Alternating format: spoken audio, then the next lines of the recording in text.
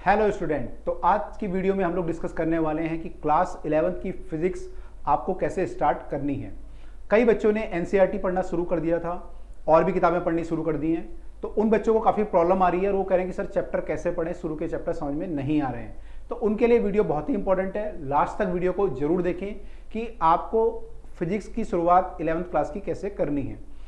तो आपके जो शुरू के चैप्टर है, पहला चैप्टर आपका जो है यहाँ पर वो है फिजिकल वर्ल्ड। फिजिकल वर्ल्ड में जो आपके टॉपिक हैं, डेफिनेशन ऑफ फिजिक्स है, फिजिक्स की डेफिनेशन क्या होती है, उसकी ब्रांचेज जो डिफरेंट डिफरेंट ब्रांचेज हैं, कौन कौन सी ब्रांचेज होती हैं, मैकेनिक्स है, थर्मोडायनेमिक्स है, और जो जो ऑप्टिक्स वगैरह आपकी ब्रांचेज हैं, क्लासिकल फिजिक्स क्या होती है, वो सब यहाँ पे बताया गया है। उसके बाद रिनाउंड फिजिक्स, जो भी आपके जो डिफरेंट साइंटिस्ट थे, उनकी कौन कौन से डिफरेंट साइंटिस्ट थे, उनकी डिस्कवरी क्या क्या थी, वो सब बातें यहाँ पे टेबल बना के बताई गई है। उसके अलावा फंडामेंटल फोर्सेज जो होते हैं नेचर में, जो फंडामेंटल फोर्सेज हैं जिनसे पूरी दुनिया, पूरा यूनिवर्स चल रहा है, उन फंडामेंटल फोर्सेज की बात यहाँ पर की गई है। उसके अलावा यहाँ पे जो है फंडामेंटल लॉ ऑफ फिजिक्स, कौन से ऐसे लॉ हैं जो इन सारे फोर्सेज को गवर्न करते हैं और बाकी चीजों को गवर्न करते हैं, उसके बारे में डिस्कशन यहाँ पे किया गया है। तो यार एक जो है इंट्रोडक्शन है, इसमें कोई बहुत ज़्यादा टेंशन वाली बात नहीं है। ये चैप्टर बिल्कुल इंट्रोडक्टरी चैप्टर है। इसमें ज़्यादातर क्वेश्चन आपके स्कूल एग्जाम में या फिर कॉम्पिटिटिव एग्जाम में नहीं पूछे जाते, तो इसको ज़्यादा आपको टेंशन नहीं लेनी। आपको बस आराम से पढ़ना है चैप्टर को और इसका बेसिक समझ लेना है, ज़्यादा इसमें टेंशन लेने वाली बात नहीं है। अगला चैप्टर अगर हम देखें, वहां से आपका मेन शुरू होता है। अगला चैप्टर आपका जो है वो है यूनिट एंड मेजरमेंट। अब यूनिट और मेजरमेंट में पहले सिस्टम ऑफ यूनिट की बात की गई है। तीन तरह के सिस्टम ऑफ यूनिट हैं बेसिकली, एसआई सिस्टम है, एफपीएस सिस्टम है, सीजीएस सिस्टम है, उनके बारे में डिस्कस किया गया है। उसके बाद जो है बेस क्वांटिटी एंड उसकी डेफिनेशन, जो बेस क्वांटिटी आपकी होती है कौन कौन सी होती हैं, उनकी डेफिनेशन क्या है।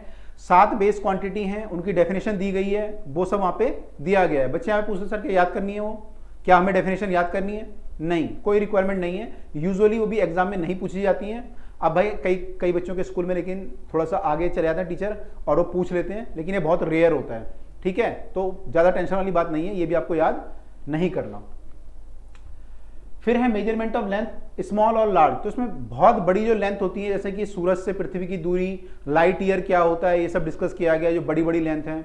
और बहुत छोटी लेंथ के बारे में डिस्कस किया गया है, जो कि एटम के साइज की लेंथ होती है, उनके बारे में भी डिस्कस किया गया है। तो हम कैसे उनको मेजर करते हैं, क्या उनका एक ऑर्डर आता है, कितनी लंबाई, दूरी कितनी होती है, वो सब यहाँ पे डिस्कस किया गया है। ये थोड़ा इंपॉर्टेंट है, इसमें से कई बार क्वेश्चन बन जाता है। आपके कॉम्पिटिशन में भी क्वेश्चन आता है यहाँ से और स्कूल एग्जाम में भी आ सकता है, इसको ध्यान से पढ़ना।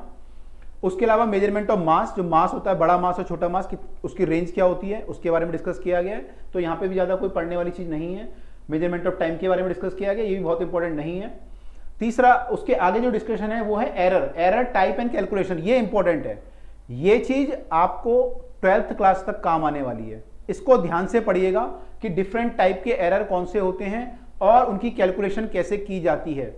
डिफरेंट फॉर्मूला अगर आपको दिया हुआ है और फॉर्मूले में अगर 2 चीजों में एरर है, तो तीसरी चीज में कितना एरर होगा, अगर आपको ऐसे निकालना है तो वो कैसे कैलकुलेशन की जाती है, ये आपको पढ़ना है। तो यहां पे जो है काफी इंपॉर्टेंट है, ये आपको ध्यान से पढ़ना है। फिर है सिग्निफिकेंट फिगर। सिग्निफिकेंट फिगर क्या होते हैं, ये भी इंपॉर्टेंट है, ये भी आपको पढ़ना है। और सबसे इंपॉर्टेंट पार्ट इसका आता है डायमेंशन एनालिसिस। तो आपने जो डिफरेंट फिजिकल क्वांटिटी पढ़ी है, force, length, velocity, temperature, time, जो भी आपने पढ़ा है, सबकी डायमेंशन क्या होती है, कैसे उसको निकालते हैं और फिर डायमेंशन का यूज क्या करते हैं। अब यहाँ पे एक प्रॉब्लम आती है। यहाँ पे क्या होता है कि कई सारी फिजिकल क्वांटिटी 12th क्लास में है, लेकिन उनकी डायमेंशन 11th में दी हुई है। तो बच्चों को यहाँ पे बहुत ज्यादा प्रॉब्लम आती है। आप में से भी कई बच्चों को आई होगी, जिनको आई होगी कमेंट सेक्शन में जरूर लिखना क्या प्रॉब्लम आई है। तो ऐसी प्रॉब्लम कई बच्चों को आती है यहाँ पे कि 12th की भी जो है 11th में आ जाते हैं। तो आपको 12th की जो है आप ये कर सकते हो कि कुछ कुछ सेलेक्टिव चीजें डायमेंशन याद रख सकते हो और 11th की जो ज्यादातर डायमेंशन है वो आप याद कर सकते हो। 11th में प्रॉब्लम क्या आएगी कि आप चैप्टर नंबर पढ़ रहे हो 2 और डायमेंशन आ रही है 10th चैप्टर से, 11th चैप्टर से। ऐसी फिजिकल क्वांटिटी आ रही है जिसका आपने नाम ही नहीं सुना, टॉर्क, प्लैंक कांस्टेंट, आपने नाम ही नहीं सुना कभी, वो चीज आ रही है यहाँ पे। तो शुरू में थोड़ा प्रॉब्लम आती है, सबको आती है, घबराने की जरूरत नहीं है। इसको जो है अभी मैनेज कर लो, थोड़ा प्रॉब्लम आएगी, लेकिन जैसे जैसे चैप्टर आगे बढ़ेंगे आपको फिजिकल क्वांटिटी पता चलेंगी तो आपका ये भी मैनेज हो जाएगा। कोई घबराने वाली बात नहीं है, सब कुछ हो जाता है। ठीक है, शुरू में प्रॉब्लम आती है। तो ये सबसे इंपॉर्टेंट चीज है यहाँ पे डायमेंशन एनालिसिस। स्पेशली जो लोग कंपटीशन की तैयारी कर रहे हैं उनके लिए इंपॉर्टेंट पार्ट ये है डायमेंशन एनालिसिस। उसके अलावा सिग्निफिकेंट फिगर, उसके अलावा मेजरमेंट ऑफ लेंथ जो है ये इंपॉर्टेंट है, यहाँ पर एरर आपके इंपॉर्टेंट है।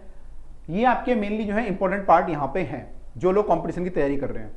तो आप लोग भी बताइएगा कि आपने कौन कौन सी चीजें इसमें से पढ़ ली हैं, कहाँ पे आपको प्रॉब्लम आ रही है। और अगर आप लोग हमारे साथ ज्वाइन होना चाहते हैं और जो हमारी एक पढ़ाने का तरीका है उससे आप प्रभावित हैं और आप चाहते हैं कि आप ज्वाइन करें, तो आप हमारे कोर्स को ज्वाइन कर सकते हैं जो कि ऑलरेडी 11th क्लास के लिए स्टार्ट होने वाला है फ्रॉम 21 जून। मैं उसकी डिटेल आपको बता देता हूं फटाफट से।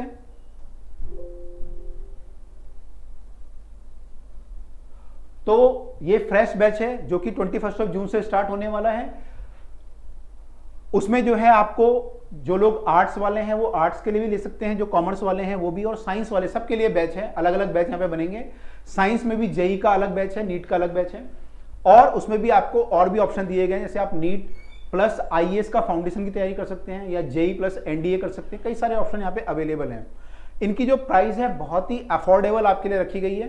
मात्र जो है 3000 से 4000, 4500 के बीच में सारे के सारे प्राइस हैं कोर्स के, जो भी आप कोर्स लेते हैं बहुत ही। और ये फीस वन टाइम 1 साल के लिए पेबल है। 11th क्लास की पूरी फीस है, एक बार पे करनी है, मंथली नहीं है, ईयरली है। ईयरली फीस आपको एक बार पे करनी है, ठीक है। लाइव क्लास इसमें आपको मिलेंगी, कई सारे आपको डाउट सेशन, डीपीपी आपको मिलेंगे, इसमें बहुत सारी चीजें आपको मिलेंगी। और ये बैच 21 से स्टार्ट हो रहा है। अगर आप ज्वाइन करना चाहते हैं तो अभी हमें कॉल करें 9658885888 पे, या व्हाट्सएप भी कर सकते हैं, या फिर डिस्क्रिप्शन में फॉर्म दिया गया होगा गूगल फॉर्म, वो आप भर सकते हैं। हमारी टीम आपको कॉल करेगी और आपको बताएगी कि आपके लिए बेस्ट बैच कौन सा हो सकता है। तो बच्चों आप लोग बताइएगा आपकी तैयारी फिजिक्स में कैसे चल रही है और क्या क्या चीजें आपने कर ली हैं, कमेंट सेक्शन में जरूर लिखिएगा। और मिलते हैं फिर आपसे दूसरी वीडियो में जिसमें हम आपकी और प्रॉब्लम को सॉल्व करेंगे। Thank you everyone.